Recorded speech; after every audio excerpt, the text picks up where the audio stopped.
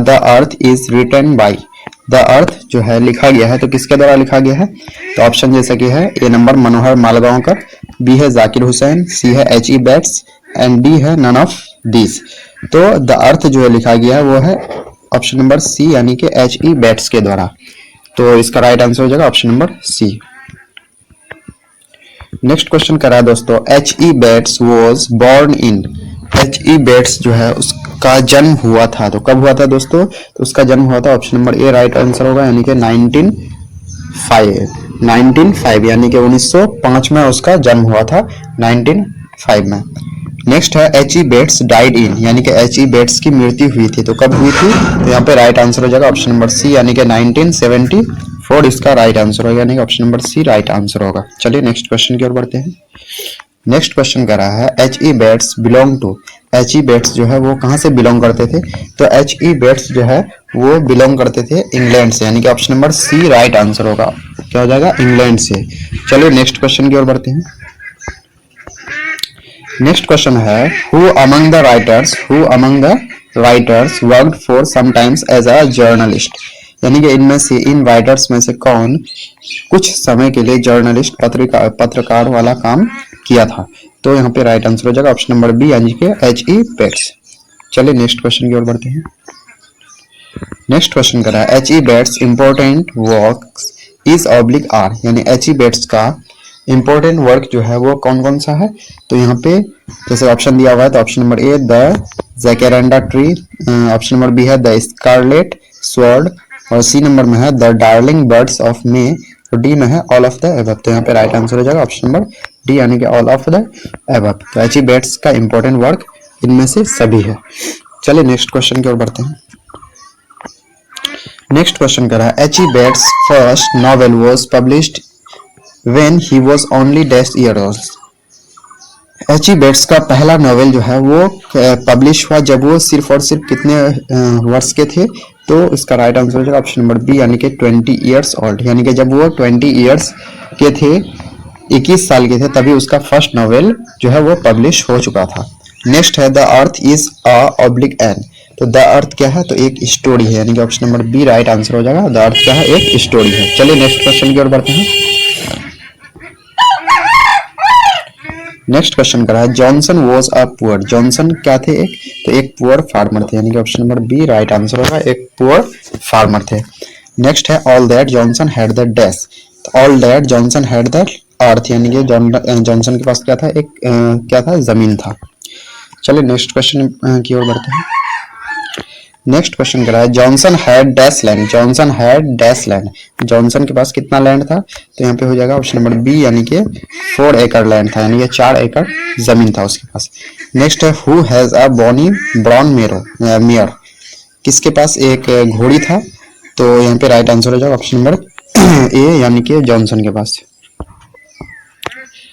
Next question करा है Benjy had left school at, Benjy had left school at, यानी Benjy जो है स्कूल छोड़ दिया था कितने साल की एज में? तो हो जाएगा option number B right answer, यानी कि 14 ईयर्स के एज में वो स्कूल छोड़ दिया था, यानी कि option number B right answer हो जाएगा।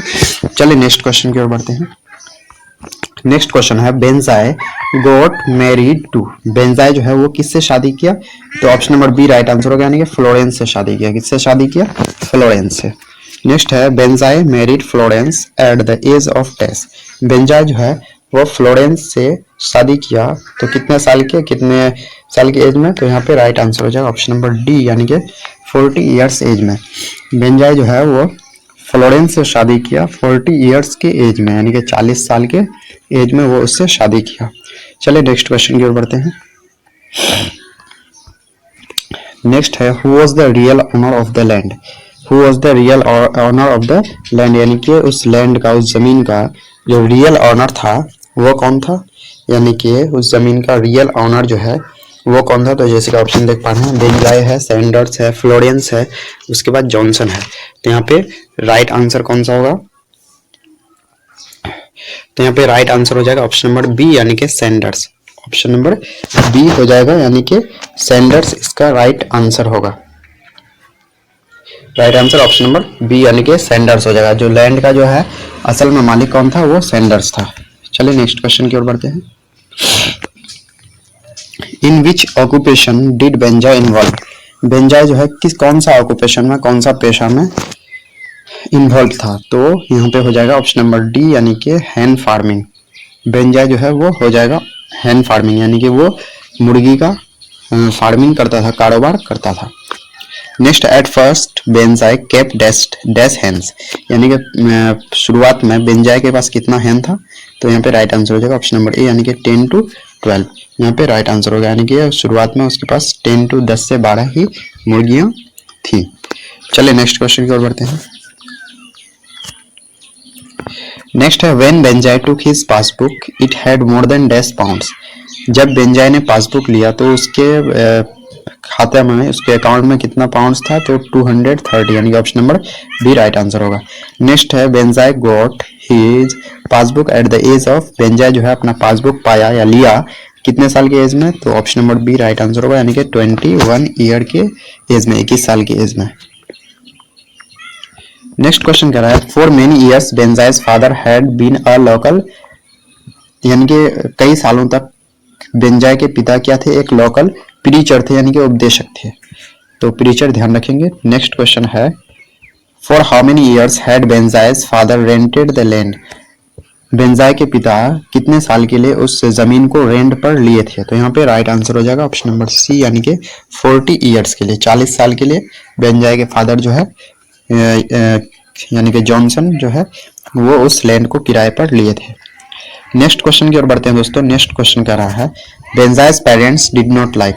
बेंजाय के पेरेंट्स, बेंजाय के माता पिता पसंद नहीं करते थे किसको, बिकॉज ऑफ ग्रे आइज, उसके ग्रे आइज के कारण पसंद नहीं करते थे। किसको पसंद नहीं करते थे, तो यहाँ पे राइट आंसर हो जाएगा ऑप्शन नंबर सी यानी कि फ्लोरेंस को पसंद नहीं करते थे। क्यों नहीं करते थे, क्योंकि उसका ग्रे आइज था। नेक्स्ट है बेंजाय वॉज द सन ऑफ। बेंजाय किसका सन था, तो हो जाएगा ऑप्शन नंबर बी यानी कि जॉनसन का। बेंजाय जो है वो जॉनसन का सन था, बेटा था। नेक्स्ट क्वेश्चन कर रहा है दोस्तों। नेक्स्ट क्वेश्चन कर रहा है who said you are people on land. किसने कहा you are people on land, तो कहा था डॉक्टर ने, तो option number C right answer होगा। नेक्स्ट क्वेश्चन है दोस्तों, कह रहा है dash is about a farmer Johnson and his son बेंजाय।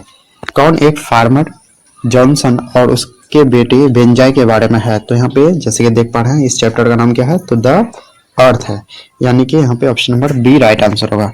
तो दोस्तों यहाँ पे 27 नंबर क्वेश्चन है a person who is weak in mind. एक आदमी जो दिमाग का कमजोर हो तो उसको बोलते हैं इम्बसील, यानी कि अल्प बुद्धि बोलते हैं उसको। तो काफी इंपॉर्टेंट क्वेश्चन है, वन वर्ड सब्स्टिट्यूशन में ये यूज हो सकता है।